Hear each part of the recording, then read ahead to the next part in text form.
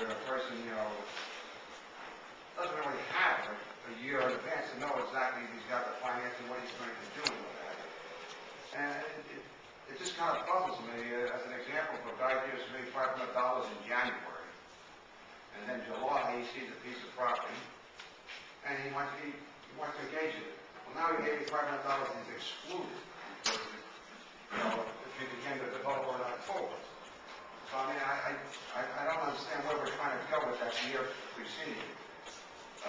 What I would rather see, what I think would maybe suffice, would be just enhance the developer's application where that he must list any monies he gave to anybody a year before. Up to the day he's going to be named as a redeveloper, go back 1 year, let him list out whom he gave money to. In today's time, I think that's kind of restricted. What is the developer that, you don't know what you're doing in many cases, a year prior, especially in today's climate. The deal came up, you're saying that he's restricted to get into that if he gave money to a candidate. That I'd like to see changed, and just change that if I have to list any money that he gave to him a year prior to him being named the redeveloper. The other part that is kind of sure. Your suggestion is so once they disclose the designated developer, Designated developer. or let's say January they do it. They don't know in April that they're interested in a piece of property. Right. April they start communicating with the city, so they're not designated yet. So technically April is where we would start the disclosure or whatever. This is what the committee agreed upon. Because at this point they're aware that they're interested in a piece of property.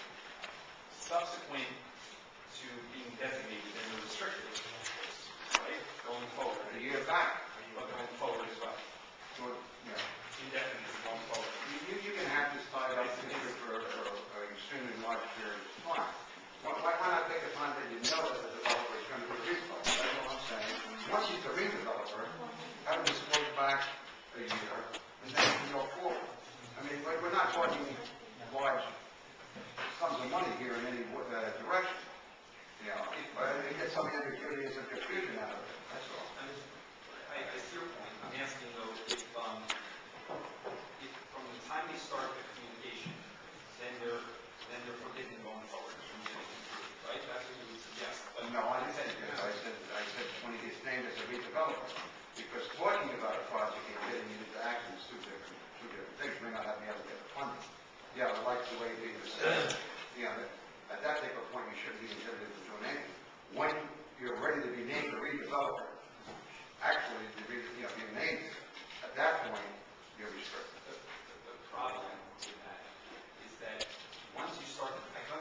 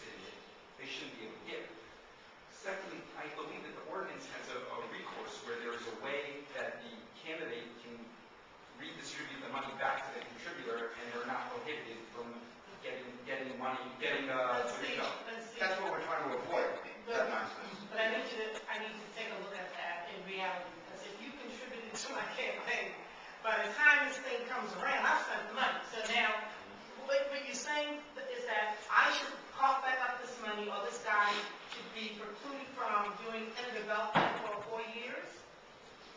For 4 years? I mean, there's a reasonableness about it that has to happen. I'm not arguing your point. I'm just saying that, I understand your perspective. I'm saying that, and that makes sense, that once you start the communication process, though, is really where that prohibition should go. Because once you show interest, then it's really, at the end of the day, you're interested in something from the city that the city has ability to give you. And my question is it, maybe we need to ask someone like in redevelopment or someplace, whether or not just the interest is enough, because some people are interested in getting the land and don't get it. So what you said is that they don't have a right to be involved in the process because they have an interest. But the interest isn't real until I say, you're the man. The interest is real. The interest is real, but it has no value to the developer until such time as that developer is now given the right to do this. The purpose then, let's go with what you just said. Okay. So I send an email to somebody in the city and I'm interested in the piece of property. Okay? And at that point, from what I say, there should be a prohibition in place from that point because they're interested in some sort of property. That's right. Now wait a second. Now, they do not receive that property. They can go back to doing whatever they've done as far as being involved in supporting candidates that they choose, but they're no longer interested in the piece of property that the city can give them. So they'd be prohibited for a time period, which makes sense. It's reasonable, right? But then, subsequent to that, of course, they can get back engaged in the process because they haven't received any benefit from the city and they're no longer soliciting anything, right? They haven't got any interest. They haven't got any benefit from the city until they get it. What Barbara was saying basically is declaring an interest in a project does not give you anything. The goal of this, well, there's multiple goals, but one of which is to eliminate any potential perception of conflict, right? So you can eliminate that potential perception of conflict by saying that once they're interested in it, that they're no longer contributing. So I understand that maybe they haven't benefited from a property until they receive the actual property, but during the time that they're in negotiation with the city, right, and soliciting something, they shouldn't be able to contribute because that can tamper with the process. Now, we're not pointing fingers or doing anything towards what we're saying, but from a perception standpoint, it certainly can. So that's the goal of why it doesn't work that way. Let's look at, making something that has something reasonable and some teeth in it rather than just perception. Perception is never going to go away. I don't care what we write or what it is, the public's going to have its own perception, whether it's good, bad, or indifferent, they're entitled to have that perception. What I don't see is if I, as an example, call up and say, here's a piece of property on Old Bergen Road. Does that mean at that particular moment, I'm finished? I would say yes. I don't see that, because I may say, well, maybe I don't want that property in a week or two, or a month or two, or whatever, because, it doesn't, I can't get other people to join in with me, or whatever. But that simple phone call, I think, is kind of so restrictive,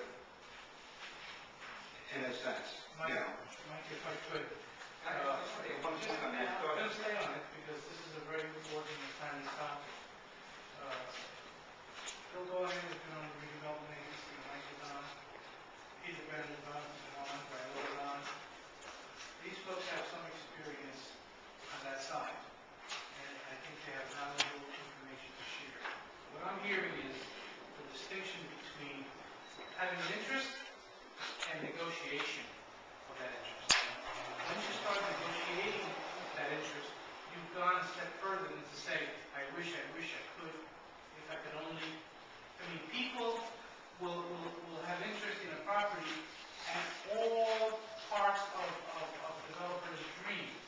Once they start some serious negotiation, then I think you want to look at the check and balance that issue. There's two things. Most of the people like the names that we don't own the property to begin with.